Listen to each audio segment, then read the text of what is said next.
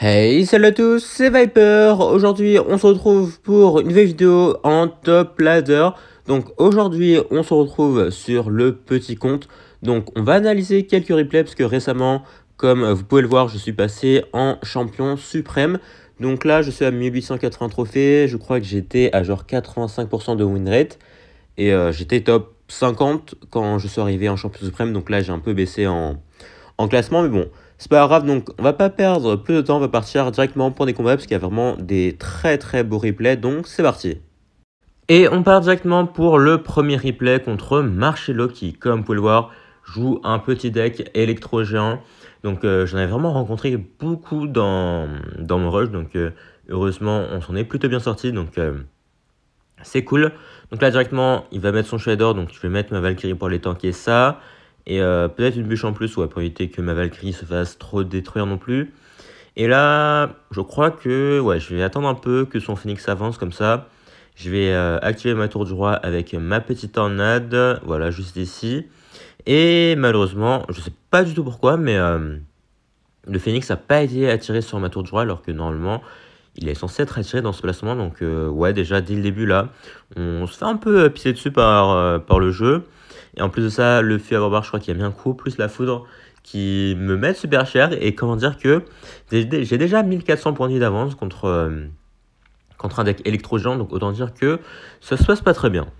En plus de ça, comme vous pouvez le voir, il a le canon qui est la meilleure défense contre notre deck. Donc ouais, c'est clairement pas très bien parti. Donc là en plus j'avais peur que le Chevalier d'Or high dash sur notre tour. Bon, heureusement il a pas fait parce que sinon là c'était vraiment complètement fini. Donc là, on est quasiment équivalent en termes d'élixir. Je sais plus trop ce qu'il va faire. Il va peut-être partir en Phoenix derrière sa tour. Ou non, il va juste partir en bomber. Ok, donc là, je crois que je vais partir en bro, ouais. Et il va peut-être foudre de son côté. Ouais, je crois qu'il va foudre ici. Et du coup, là, ça va être une petite erreur de sa part. Vous allez voir. Donc là, il va aller foudre ici. Je vais tenter de défendre un peu mon bourreau quand même avec l'esprit glace ici. Et du coup, directement, je pars en push de l'autre côté. Parce que je savais que là, il avait plus beaucoup d'élixir en main pour aller défendre un potentiel push. Bon, il va quand même bien activer sa tour de jour avec sa tornade. Mais derrière, la Valkyrie plus les gobelins, malgré le bomber, qui vont vraiment mettre beaucoup de dégâts. Regardez, le gobelin survivant là qui va mettre je sais pas combien de coups. Et ça nous permet de quasiment recoller au score là, avec on a un peu moins, enfin, on a un peu plus de 200 points de vie de retard. Donc là, je vais juste partir en Valkyrie et je vais tenter un coup assez agressif parce que je savais que j'avais pas vraiment d'autres solutions ici. Si je voulais gagner la game, il fallait oser quelques trucs. Et du coup, je vais mettre un bourreau directement au pont, plus la tornade sur le Phoenix parce que je savais qu'il allait mettre quelque chose sur mon bourreau. Et au final, on réussit à mettre 2 allers-retours de hache, ce qui nous permet de complètement reprendre l'avantage ici. Et par contre, faut gérer la défense, hein. Donc là, il a 2 électro-géants. On réussit à gérer le premier grâce à la défense gobelin plus esprit glace. Mais de l'autre côté, il y a quand même un électro-géant, le shader plus la tornade qui nous mettent assez cher. Même si on réussit à défendre au final, même si on prend beaucoup de dégâts. Mais pour l'instant, on a toujours l'avantage, puisque là, de son côté, il a gratté des deux côtés, donc c'est pas forcément le plus efficace pour lui. Mais bon, pour l'instant, on garde le cap. Donc là, il va partir en électro-géant, je vais juste partir en bûche. Et cette fois-ci, je vais éviter de mettre mon bourreau, parce que je sais que si je mets mon bourreau, il va juste aller mettre une foudre value dessus. Donc là, je vais aller mettre l'esprit glace plus les gobelins. Donc esprit glace plus gobelins, c'est vraiment la meilleure défense, hein, parce que, comme vous le savez peut-être, quand l'électro-géant est gelé, bah, il renvoie pas les coups, ce qui permet aux gobelins de vraiment mettre beaucoup d'DPS avant de mourir. Donc ça, c'est vraiment super utile comme défense à connaître. Donc là, on réussit à plutôt bien défendre. Vous voyez, il met 0 dégâts pour l'instant. Je cycle mes bûches tranquillement de mon côté. Mais bon, il faudra bien attaquer à un moment ou un autre. Et là, il met une plutôt bonne tornade. Et je crois qu'il va même foudre derrière pour aller voilà, gérer ma Valkyrie et mettre des dégâts sur ma tour. Mais on réussit à quand même bien défendre son électro-géant, même s'il a repris l'avantage pour l'instant. Donc là, comme on est en triple élixir, je me permets de mettre une roquette en plus de ça. La roquette qui va aller chercher son shader. Alors, c'est totalement du hasard, mais du coup, c'est très chanceux pour nous. Et là, je vais repartir en cochon directement, je crois. Ouais, et lui va partir en électro-géant. Et je vais rajouter la roquette également avec le cochon qui va aller prendre le canon, plus le bomber et la tour, ce qui n'était pas forcément voulu. Mais au final, le cochon qui va filer tout droit vers la tour et qui va aller nous permettre de chercher la game. Donc là, vous avez vu, on a eu un très très mauvais départ, mais on a su garder le cap, pas abandonner, et on a saisi les opportunités pour aller chercher la game. Et on repart pour la prochaine game contre un joueur qui joue le deck cimetière du moment, parce qu'il est vraiment partout. C'est le deck le plus populaire, que ce soit en ladder ou en super défi. Donc on va voir comment on se débrouille contre. Alors je sais pas si vous avez déjà rencontré ce deck et est-ce que vous galérez à gagner contre. Mais bon, c'est vrai que dans le deck là, à Dark, il y a un spawner. Et je sais que les spawners, c'est vraiment un des trucs les plus chiants pour notre deck, parce qu'on n'a rien pour aller chercher ça directement. Enfin, on a le bourreau, mais on n'a pas de sisme ou quoi, ou de poison pour aller le chercher. Donc c'est pour ça que faut faire attention. Donc là, je crois que je vais partir en cochon de l'autre côté, voilà, pour mettre un peu de pression. Et je vais mettre ma Valkyrie derrière son roi des squelettes et gobelin lance. Donc là, regardez bien le côté droit. Regardez les gobelins et hop, vous activez la tour du roi avec la tornade. Donc vous pouvez activer la tour du roi contre des gobelins avec une tornade. Donc c'est pour ça que si vous avez l'occasion, n'hésitez surtout pas à le faire. Donc là, il va essayer de mettre un peu un patch de dernier espoir là, vu que j'ai activé la tour du roi. Mais du coup, malheureusement pour lui, c'est pas passé. Donc là, je vais juste aller mettre mes gobelins pour mettre un peu, enfin pour aller gérer ces gobelins lance. Ils vont un peu chercher sa cabane aussi, je crois. Donc ouais, c'est cool ça. Donc là, je vais aller bûche directement, mais je l'ai totalement raté parce que du coup, je vais même pas tuer tous les gobelins et en plus, j'ai pas buté tous les gobelins de la mort de la cabane. Donc bon, c'est pas super grave non plus, mais bon, pour l'instant, il a 900 points de vie d'avance. Je vais mettre un cochon ici.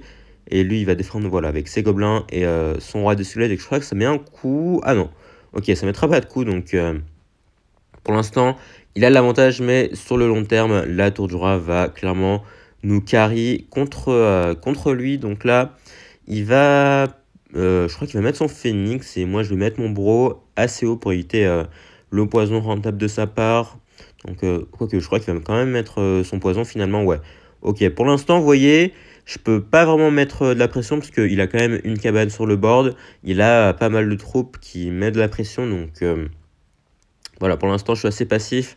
Hop, j'essaie un peu de mettre de la pression quand même de l'autre côté, parce que bon, je peux pas vraiment full rocket cycle, puisque là, pour l'instant, il a un plutôt grand avantage en termes de points de vie, donc ce serait un peu compliqué. Donc pour ça, je vais essayer de mettre même ne serait-ce qu'un coup ou deux coups de cochon. Ça pourrait vraiment beaucoup nous aider pour la suite. Donc là, je vais mettre mon cochon. J'ai réussi à outcycle sa cabane, du coup, le cochon, qui va enfin réussir à mettre un coup ici. Et bah, c'est parfait du coup, donc là je vais l'éteindre pour essayer de protéger mon bourreau, voilà. Et je vais mettre ma Valkyrie également pour vraiment tanker tout ça au pont. Et je vais même recycler sur un cochon ici, voilà, parfait. Je vais aller bûcher sa cabane et il va mettre son phénix ici. Donc je crois que je vais aller tout en aide là. Et le cochon, comme il avait plus du tout sa cabane ou quoi que ce soit, bah, ça nous permet d'aller mettre deux coups et on reprend l'avantage ici. Donc là, vous voyez le blocage au pont directement avec la Valkyrie, parce que je savais que il allait tenter un peu cimetière, hein, c'est pas très très surprenant. Il attendait juste l'occasion de le faire. Mais comme j'avais ma tour de joie d'activer, bah, son cimetière qui a mis 0 dégâts. Et là, on a clairement repris l'ascendant dans la game. Donc là, je vais mettre un bourreau au pont. Il va mettre son roi des squelettes, je crois. Ou peut-être autre chose. Non, ouais, son roi des squelettes. Donc là, encore une fois, protégez votre bro parce qu'il va vraiment faire une value de fou. Vu que l'adversaire, bah, il a que le poison, il peut pas vraiment aller chercher assez facilement. Donc là, malheureusement, les fripons qui vont quand même aller le buter, même si au final, on s'en sort super bien. Donc là, je vais mettre un bourreau au pont, plus le cochon derrière, je crois. Ouais, malheureusement, le phoenix qui va faire pas mal de dégâts. Même si la tornade... Ah non, quoique le cochon qui va même pas mettre de coups ici. Bon, on n'a pas eu beaucoup de chance sur les interactions ici. Même si au final, vous voyez, maintenant c'est vraiment une bataille au pont. Parce que je sais que il pourra vraiment pas passer contre ma Valkyrie et mon bourreau. Donc là, je vais aller remettre un bourreau au pont plus le cochon. Et cette fois-ci, le bourreau qui passe le pont. Donc je vais mettre une tornade de fou. Ce qui permet à mon bourreau d'aller tout clean et la tour en même temps. Du coup, ça nous permet d'aller prendre la game ici. Et bah, sans trop de surprise, on la gagne. Donc là, vous voyez, la tour du roi. On n'a pas forcément vu la puissance de l'activation de la tour du roi dans cette game, même si c'était un peu implicite. Donc vous avez vu dans la game, il a mis quoi? Il a mis genre un cimetière. Ça, c'est parce que j'ai activé ma tour de joie, parce que bah, il savait qu'avec ma tour de joie d'activer, il pouvait pas vraiment mettre des cimetières comme il veut. Du coup, il en a mis un. Et ce seul cimetière, bah, il s'est fait détruire super facilement par mes deux tours. Donc c'est pour ça que si vous avez une occasion contre un deck cimetière, n'hésitez pas. vraiment à activer votre tour du roi. Peu importe si vous prenez 1000 points de dégâts, bah, faites-le quand même. Bon, après, si vous perdez votre tour, évitez, mais voilà, franchement, c'est l'occasion.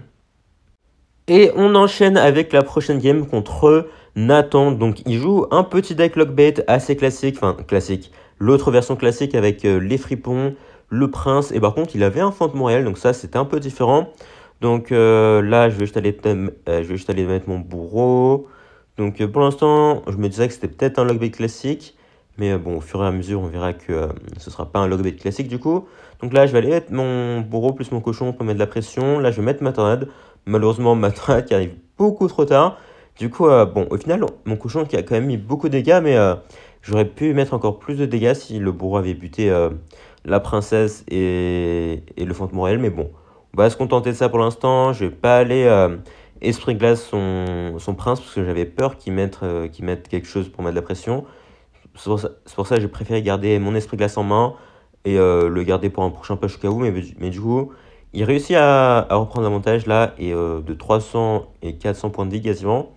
Donc c'est clairement pas rien. Il a un deck assez chiant à gérer en plus, comme il a le fantôme, le prince, le gang de gobelins. Il a pas mal de counters à mon deck, donc ça va pas être si simple que ça non plus à gagner. Donc déjà de base, le deck fripon avec Gobelin sans Hagan est assez chiant. Et si en plus de ça, il a un fantôme Montréal qui s'ajoute, bah autant dire que ça va pas être super plaisant à jouer contre. Donc là, je vais aller gérer le côté droit et le côté gauche tranquillement avec mon bourreau et ma Valkyrie. Je crois qu'il va juste mettre son prince ici. Quoique, ouais, il va juste mettre son prince là. Et peut-être son gang de l'autre côté. Je sais plus exactement. Donc là, je vais juste aller mettre mes gobelins assez tard. Parce qu'en fait, j'avais peur qu'il pré-shot, qu'il tente un pré-shot avec sa bûche. Mais du coup, il l'a pas fait. Mais au final, je laisse son prince gratter un coup. Vu que de toute façon, c'était ma tour qui était la plus haute en termes de points de vie. Et là, il va mettre une princesse au pont. Du coup, je vais juste aller bûche tranquillement ici et je vais partir en défense tranquillement avec la Valkyrie, plus l'Esprit Glace qui vont gérer ça. Donc là, je sais plus si je pars en cochon, je pense que ouais. Et lui, il va juste partir en prince de son côté, plus la bûche. Du coup, ouais, le prince aussi qui est vraiment un très très bon counter au cochon, hein, parce que prince plus bûche, bah, ça permet de gérer un cochon sans se prendre de coups. Donc là, heureusement, j'avais mis mes gobelins. Lui, il va mettre une bûche qui était nulle à chier, parce que ça n'a vraiment rien touché du tout. Et là, je vais activer ma tour de jour. Ah non, je vais pas activer ma tour de jour en fait, je vais juste aller mettre l'esprit de glace. De son côté, il est obligé d'aller roquette en défense et ça coûte quand même assez cher. Et bah, pour l'instant, on a repris l'avantage. Donc, ouais, contre ce genre de deck, c'est assez difficile de gérer l'attaque et la défense en même temps. Parce qu'en fait, quand vous attaquez, il va défendre avec genre un prince. Et du coup, ça demande encore une fois beaucoup d'élixir à défendre. Donc, ouais, l'adversaire qui fait une plutôt bonne value en défense. Donc là, j'avais vu qu'il avait mis son fût derrière. Du coup, j'ai juste activé ma tour de roi plus le pré-shot de l'autre côté pour son gang de gobelins qui est passé, même si au final, il va pas mettre de dégâts à mon cochon. Donc, bon, on réussit à quand même à faire quelques trucs là dans la game, même si pour l'instant c'est assez compliqué de mettre des dégâts. Donc là je vais aller mettre mon cochon qui va mettre un coup je crois. Ah non, il met pas de coup malheureusement. Donc ouais, comme vous pouvez le voir, hein, c'est assez difficile de mettre des dégâts contre son deck. Donc c'est pour ça que ça va être une fin de game assez compliquée. Donc là je vais aller bûche tout ça je crois, vu que je n'avais pas grand chose pour gérer ça. Donc du coup hop, la Valkyrie de l'autre côté qui va aller tout gérer.